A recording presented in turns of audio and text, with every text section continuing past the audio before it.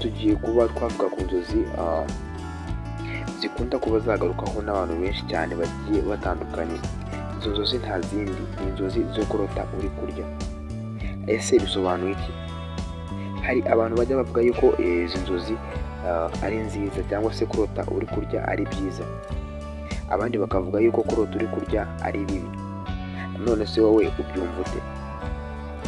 Ni ukuvuga ngo uko waba ubyumva kose, utege amatwi iki kiganiro cyose ubashe kuba wagenda umenya byinshi cyangwa se umenya ibisobanuro nyabyo ku mpande zombi cyangwa se ku mpande zose, tumenye impamvu hari ababyita bibi ndetse n'abandi babyita byiza. Noneho ku musozo w'iki kiganiro ndaza kuba naguhereza umwanzuro. Ngende Aizo, umusobanuzi w'inzozi zanyu mu buryo bwimbitse kandi bwumvikana neza cyane. Noneho kugira ngo tubashe kuba twagenda dusobanukirwa neza izi nzozi zo kurota uri kurya, tugiye kuba twarebera hamwe uburyo bugera kuri bune aribwo ubu bukurikira.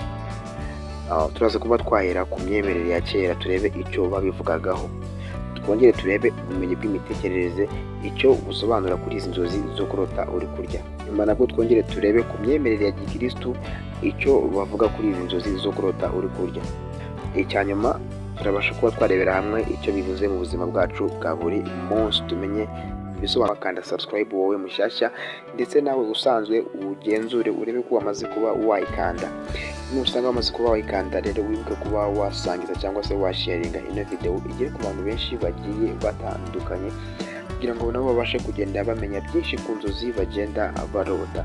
Ubwo rero ntatinze reka dusobanure duhereye ku cya mbere mpaka kugeza ku cya nyuma, kugira ngo ukomeze kugenda usobanukirwa n'izi nzozi zo kurota uri kurya muri rusange, kubera ko bijya biba urujijo ku bantu bamwe na bamwe. Hakaba umuntu uzi ko ari byiza, hakaba n'undi uzi ko ari bibi, ariko uyu munsi ugiye kuba wasobanukirwa neza cyane, umenye impamvu biba bibi ndetse umenye n'impamvu biba ari byiza. Rero ntuze kuba wacikwa n'iki kiganiro, ukirebe kugeza aho kiza kuba cyatangirira ndetse kugeza aho kiza kuba cyarangirira. Mu buryo burambuye reka turebere hamwe mu myemerere ya kera icyo izi nzozi zo kurota uri kurya zashoboraga kuba zavuga. Muri gakondo yacu kurya mu nzozi byafatwaga mu buryo bubiri, ari bwo ngiye kuba nakubwira. Hari abayibonaga nk'ikimenyetso cy'amahirwe, uburumbuke, ibyishimo ndetse n'ibindi byiza bitandukanye. Kurya mu nzozi bivuga yuko ugiye kuba wabona umugisha mu muryango wawe cyangwa se mu kazi, ariko hari n'aho babifataga nk'ikimenyetso cy'uburozi cyangwa amarozi, ngo umuntu akaba ashobora kuba yaguhindurira ubuzima mu buryo utazi binyuze mu nzozi. Ibi rero bigaragaza uburyo abantu ba kera barebaga ibintu mu mpande ebyiri zitandukanye, aribyo by'ibi ngibi ndi kugenda nkubwira kugira ngo urusheho gusobanukirwa no kumenya inzozi ugenda urota. Rero ni byiza ko wajya muri komenti ukatubwira inzozi warose, tukabasha kuba twagenda tugusobanurira neza cyane kugira ngo ubashe kugenda ubimenya, kubera ko hari byinshi tugomba gusuzugura ariko bikaba byatugirira umumaro. Rero inzozi ni kimwe muri byo, niyo mpamvu ugomba kuba wabihereza agaciro. Nta gutinda reka dukomereze ku bumenyi bw'imitekerereze. Reka nabyo turebe icyo bivuze mu buryo burambuye. Ubumenyi bw'imitekerereze, inzozi zo kurya zigaragaza ibyifuzo byawe by'imbere mu mutima. Ushobora kuba ushonje cyangwa se ushaka ibyishimo, cyangwa nanone uri kubura ikintu runaka mu buzima bwawe. Ni ukuvuga ngo iyo urota uri kurya neza bishobora kugaragaza ko wumva wishimye kandi utekanye neza cyane. Ariko iyo urose uri kurya ibintu ukumva biguteye iseseme cyangwa se bitameze neza, bishobora kuba ikimenyetso cy'uko uri mu gihirahiro cyangwa se ikibazo cy'ubuzima bwawe bwite. Bivuze ko rero kurya mu nzozi bishobora kuba isura y'ibyo utekereza ku buzima bwawe bwa buri munsi. Ahantu nizere ko muri kugenda mukumva neza cyane. Nongera kugenda nibutsa ba bantu bashaka cyangwa se umuntu wese uba yishimiye kino kiganiro cyacu ko yakanda subscribe, ugakanda like noneho wasoza ugasharinga cyangwa se ugasangiza ino video abandi bantu bawe bagiye batandukanye kugira ngo ibashe kuba yagera ku bantu benshi cyane. Ni byiza kuko twese tuba tugomba kuba twafashanya cyangwa se twasapotingana. Nanjye iyo usharinze cyangwa se iyo usangije ino video abandi uba umfashije cyane, kandi ni byiza. Imana ijya ihereza umugisha umuntu wese ubikora abikunze.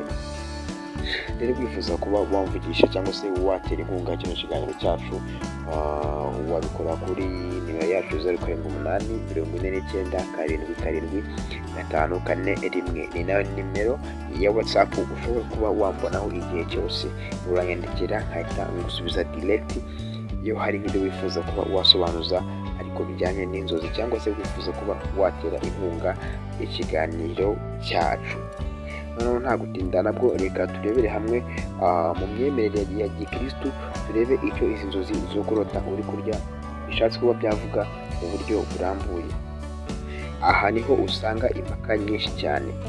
Abavuga yuko ari byiza mu bindi bice bya Bibiliya kurya imbuto cyangwa se umugati bifatwa nk'ikimenyetso cy'umugisha ndetse n'ijambo ry'Imana.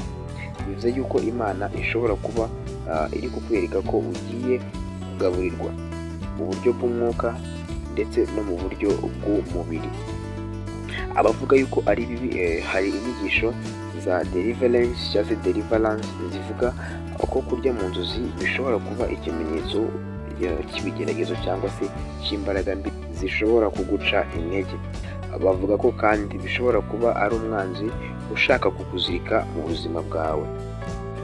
Muri make rero, mu myemerere ya gikristu kurya mu nzozi bishobora kuba umugisha cyangwa se ikimenyetso cyo kwibutswa gusenga ndetse no kuba maso.